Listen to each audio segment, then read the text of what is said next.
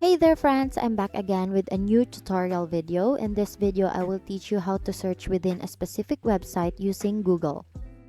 Imagine you're a photography enthusiast searching for tips on a photography website. Google's site-specific search feature can make your quest a breeze. Let's walk through the steps. Start by opening your web browser and heading to the Google search bar.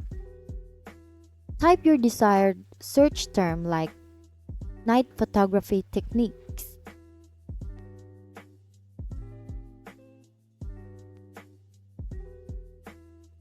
After your search term, add site, colon, and then followed by the website's domain. For example, I will show you.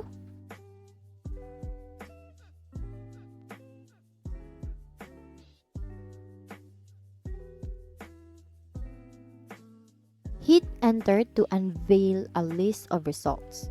And now you have to hit enter to unveil a list of results, but this will only come from a specified website. Browse through the relevant articles, guides, and resources related to the night photography. And that's it. You've just unlocked the ability to search within a specific website using Google.